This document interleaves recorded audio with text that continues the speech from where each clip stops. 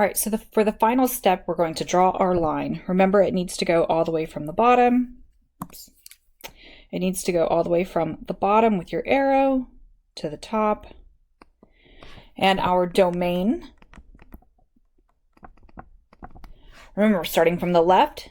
We go from 2 all the way to infinity. For our range, it goes bottom to the top. Because we have arrows on both ends, we know that it's going to go from negative infinity to positive infinity. Okay, so now, very specifically, this says use without a calculator. So we know that we're going to rework to find the exact value of the logarithmic expression. These aren't too bad. All right, so we're going to have to change this 1 over 27 to a base of 3.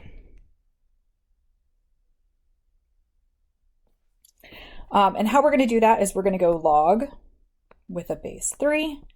This becomes 1 over 27 becomes a base of 3, and we know it needs to have a negative exponent of 3 in order for it to be considered that fraction. And what will happen is this log 3 base 3 cancel each other out, and you're left with an answer of negative 3. For our next one, we have a log 64 of 4.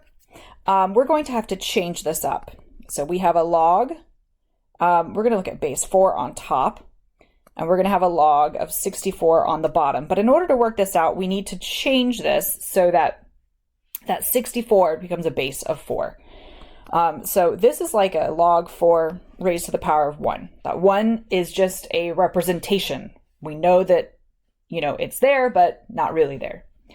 We're going to change that 64 to a log 64. Oops, not 64. We have a log base 4 raised to the power of 3. What happens?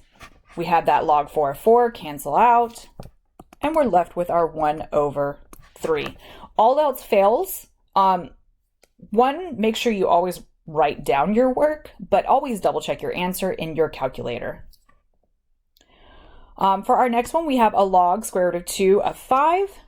This one tells you to use your calculator because you're going to round to 3 decimal places. So remember, large number to the top, small base to the bottom, plug it into your calculator. You will get 4.64385. But of course, we said we wanted 3 decimal places, so 643. That 8, that 8 is going to round that 4 up. So we're going to have a 4.644 as our final answer. Next one, log of 3, log of 0.5 on the bottom. Plug it into your calculator. We get negative 1.58496. 3 decimal places means that I'm going to look at that 9. That 9 raises that 4 up. So it's negative 1.585.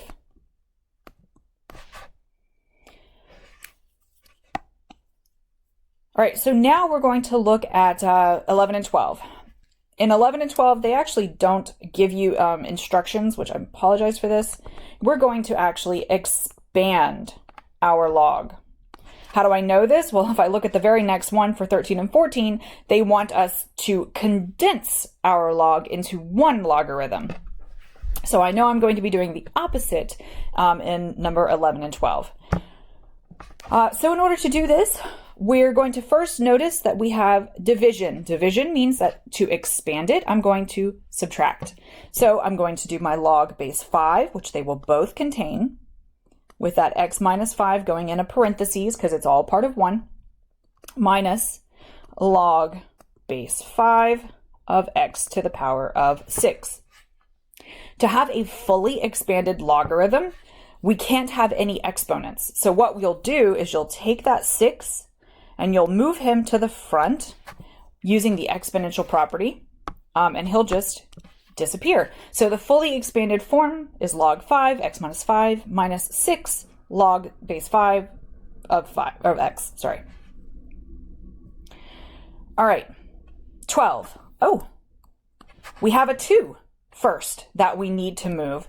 That 2 will move to the front, and both logarithms, when we go to separate them, will contain that 2. So he's moved. And of course, that division means that we're going to have subtraction. So we'll have 2 log 1 minus x minus 2 log xy. But we're not done. We have that x times y. So what we have to do is we have to expand him as well. Well, how do I expand multiplication? Well, multiplication becomes addition. So I'm going to have 2 log 1 minus x minus 2 log of x plus 2 log y. Now, notice they all have 2, right? 2, 2, and 2. So technically, you can also reduce this a little bit more by putting them all with a 2 in the front. So you could put the 2 in with all of them, or again, you could just put the 2 out in the front. All right.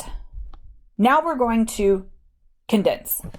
So of course, we always want to make sure that there's nothing in front of the log. So what we're going to have to do is take that 3, make him back into an exponent. Take that 4, turn him back into an exponent. So that's the first thing I do, is I move the exponents.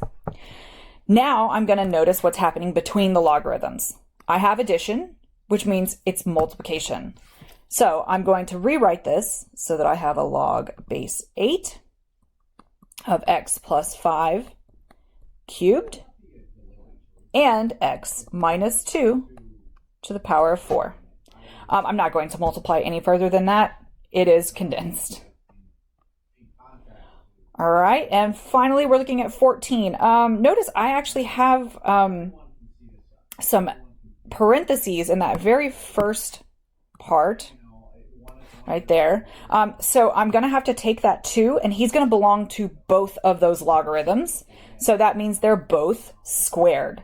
So I distribute him, or I can take him, and I know that he's going to belong outside of both parentheses for this, right? He's technically out and back, or out there. And then I'm also going to notice that I have some addition at the end of it, but we're going to work it piece by piece. We have a log. This 2 minus there, 2x minus y, it becomes 2x over y. Put it in parentheses, and the square that belongs to both of them goes outside of both of them. Then we know that we're going to have, oh, come on, that plus log x plus 2 log y. So, oh, whoops, there's an exponent there. He's gonna move back to his exponent. We know that that's going to be a times the x and times the y squared. And that should be its condensed form, unless they want you to do it further, which in this case, you'll take it and you'll distribute so that that is a 4x squared over y squared times that x y squared, which of course, if we just keep expanding, the y squareds would cancel, and this becomes a log 4 of x cubed in its fully reduced form. But if we're just condensing, I think we're going to leave it the way we had it.